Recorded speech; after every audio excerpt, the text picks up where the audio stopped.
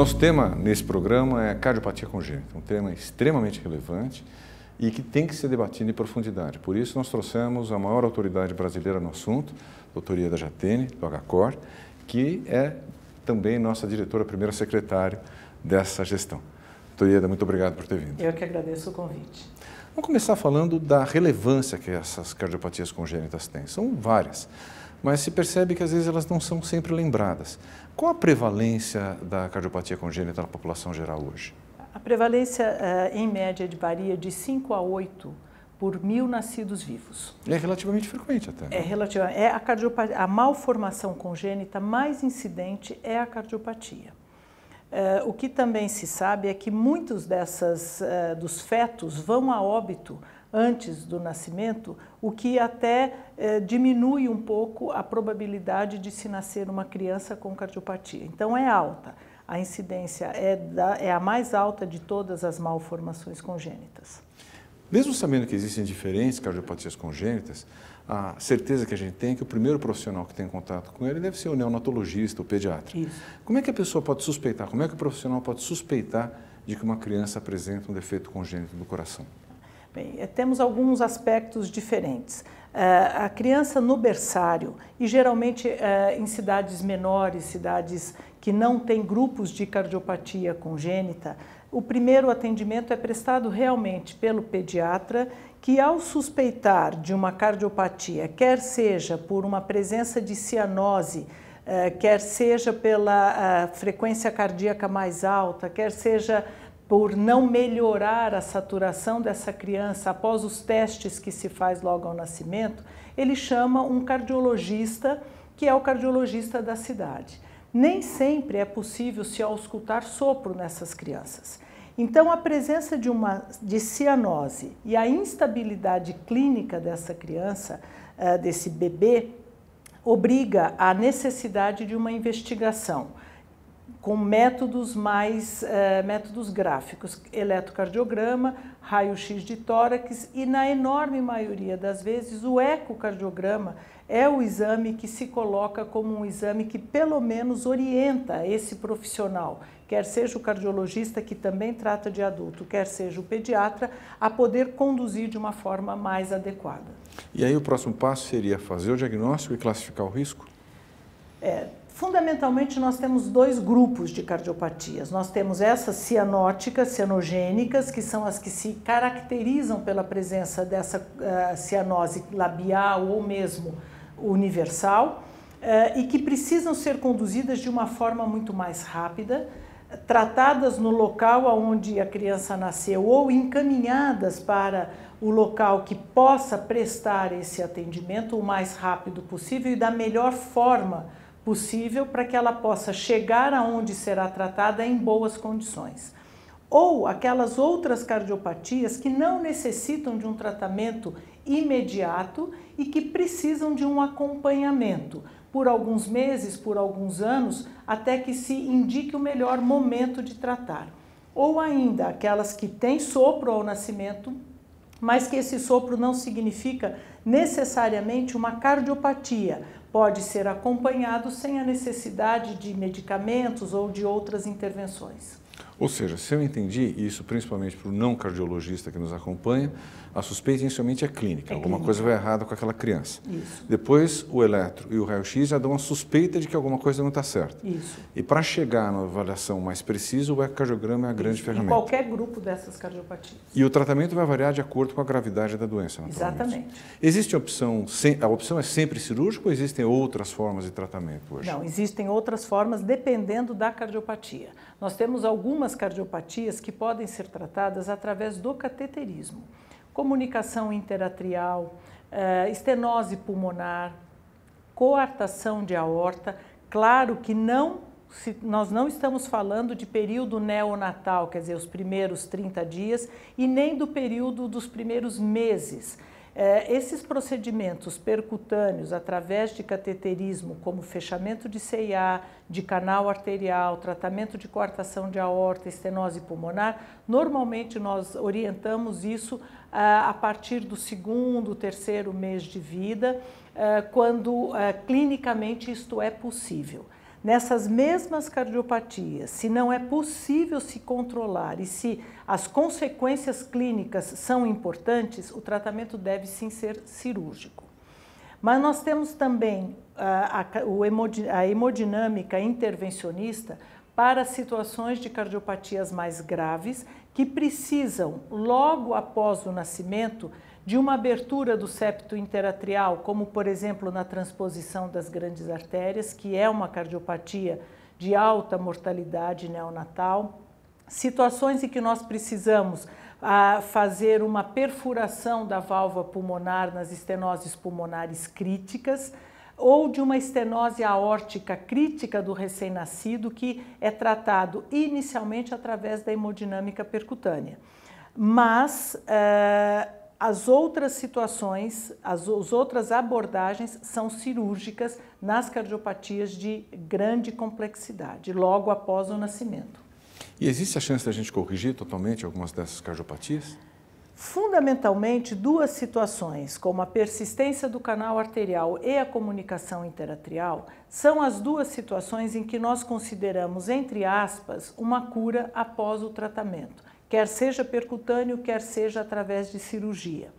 As demais cardiopatias, mesmo tratadas, necessitam de um acompanhamento para se avaliar a repercussão para o ventrículo direito ou esquerdo, as consequências de dilatação ou não das artérias, aorta e pulmonar, de acordo com o que foi feito, para que se possa programar o que será ofertado a essa criança em termos de futuro, que qualidade de vida essa criança terá. Vamos expandir um pouco esse tema, doutora Ieda. A qualidade de vida da criança que foi operada por uma cardiopatia congênita. Como é que é? Essa criança pode praticar esporte? Elas chegam frequentemente à adolescência, à vida adulta, a expectativa é boa. E a qualidade de vida? Dá para, por exemplo, uma criança que foi submetida a um procedimento cirúrgico no primeiro, segundo ano de vida, depois praticar esportes quando chegar na adolescência? Como é que é feito esse tipo de avaliação? Isso é um assunto bastante interessante e muito importante para o cardiologista que trata de adultos hoje em dia, porque se desenvolveu uma população que não existia no passado, que é a população dos adolescentes e adultos que foram tratados na infância e que sobreviveram bem e que foram acompanhados e que passaram a ter uma vida praticamente normal. O que nós fazemos hoje em dia é avaliar esses pacientes através de ecocardiograma, que nos dá toda a parte anatômica e estrutural, se tem ou se não tem repercussão, um teste cardiopulmonar, em que nós avaliamos a condição respiratória e ergométrica desses pacientes e, quando necessário, outros exames complementares para que possa nos dizer claramente qual é a situação dessas crianças. Através de Holter, por exemplo, avaliando arritmias, etc. E a tendência hoje tem sido liberar esses pacientes para atividade física não competitiva. Porque o esquema de preparar como atletas para que se façam competições sobrecarrega importantemente a função ventricular, pode desencadear arritmias. Então nós liberamos hoje para natação, futebol, judô, balé, atividades lúdicas de uma forma geral, recreativas, como competição. Nos dias de hoje nós ainda não liberamos, o que não significa que, se ao longo dos anos nós tivermos a certeza de que algum grupo de paciente já tratado na infância não tenha complicações e não vá se prejudicar, nada impede que nós possamos no futuro liberá-los para atividade.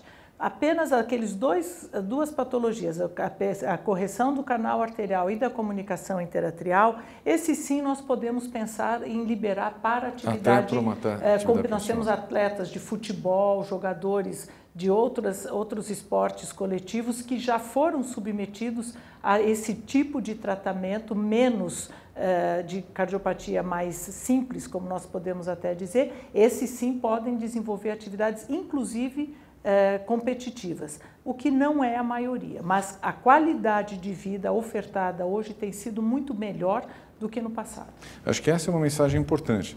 Se a maioria não vira atleta profissional, pelo menos vive com uma qualidade de vida bastante vive boa, como né? esportista ou como participando de atividades da sociedade na escola, nas academias. Nós só precisamos ter dimensão do que é possível ou não.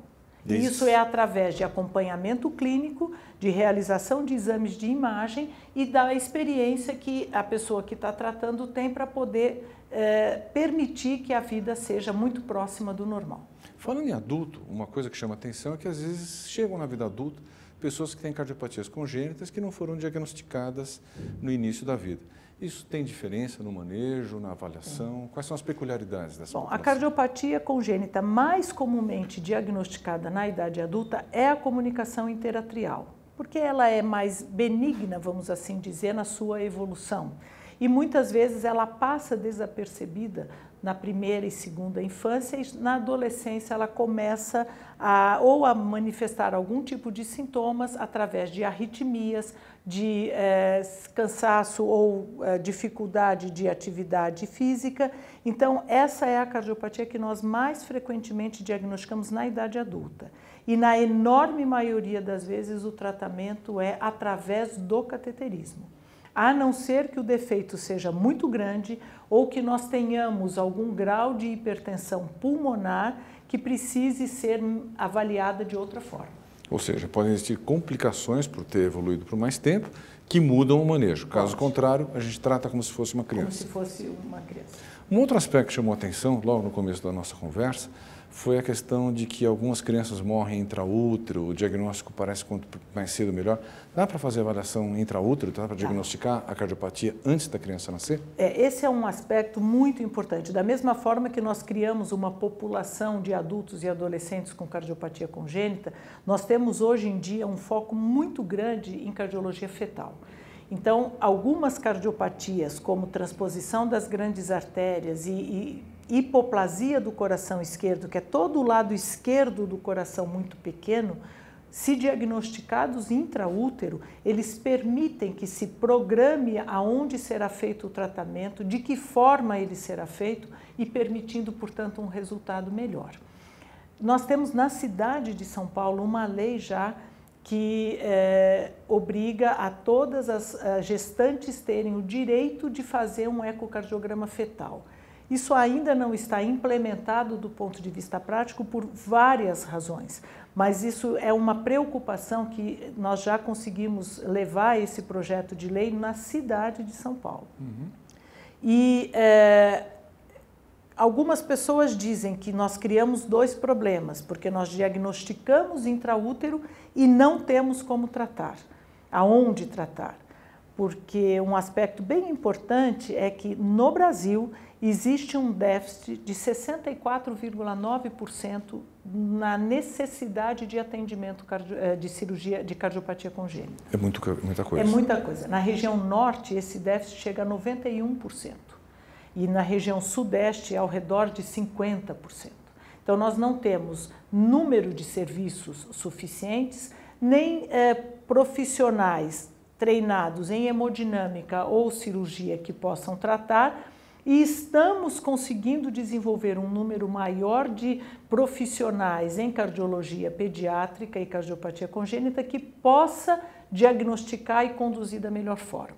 Ainda estamos muito aquém do que gostaríamos, mas muito melhores do que já fomos. Mas esse é um papel que cabe a uma sociedade científica como a nossa, Exatamente. Por exemplo, treinar mais gente para ficar capacitada nisso. Exatamente. E esse é um dos programas que nós temos na nossa sociedade do estado de São Paulo. É um centro de referência em cardiopatia congênita. Na verdade, que é um nome que não significa que os pacientes devam ser trazidos para São Paulo, mas que os hospitais em São Paulo que têm a condição de oferecer um treinamento e uma atualização para os profissionais do interior em diagnóstico, em métodos de imagem, em cirurgia, em tratamento pós-operatório, possam fazer algum tipo de reciclagem em determinados locais que permitam tratar essas crianças nas suas cidades de origem. Então, esse é um papel fundamental que a Sociedade de Cardiologia do Estado de São Paulo, a SOCESP, tem se envolvido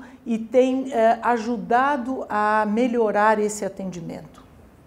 Eu acho que as mensagens foram muito importantes, mas eu queria perguntar uma outra coisa que pode ser uma dúvida às vezes, principalmente na mãe de criança com cardiopatia congênita. Meu filho tem uma cardiopatia congênita e não operaram ainda. Existem momentos clínicos em que a gente decide não operar, não existe isso, de passar a cirurgia para um momento mais propício, digamos assim? Existem algumas cardiopatias em que é possível fazer isso. Por exemplo, cardiopatias que nós diagnosticamos nos primeiros meses de vida, mas se nós pudermos acompanhar com medicações e com controles periódicos até passar do primeiro ano de vida, é mais interessante em termos do risco como um todo para uma criança. Risco anestésico, risco de circulação extracorpórea. Então, se nós podemos, por exemplo, tratar uma comunicação interventricular depois do primeiro ano de vida, isso é melhor em termos de resultado pós-operatório do que termos que tratar nos primeiros 2, 3 meses de vida, o que é muito mais complicado. Então, tem algumas situações que realmente, sim, o fato de fazer o diagnóstico não significa que o tratamento deva ser realizado exatamente no momento do nascimento. Alguns aos 4 meses, 6 meses, outros depois de 1 ano, outros entre 4 e 5 anos. Isso vai depender da cardiopatia. Não existe uma forma única. Né? Não. Às vezes tem que ser muito personalizado. Às vezes, duas crianças com a mesma cardiopatia permitem uma abordagem diferente. Eu acho, doutora Ieda, que nós conseguimos iniciar bem as conversas sobre cardiopatias congênitas. Como eu disse, é um tema extremamente relevante e complexo, por isso teremos alguns programas nesse sentido. Eu queria agradecer muito a sua presença hoje aqui conosco. Eu é que agradeço a oportunidade mais uma vez. E faço convite para que todos continuem acompanhando os nossos programas de conversa da cardiologia, que visam tentar contribuir com a melhora da prática cardiológica no estado de São Paulo. Muito obrigado.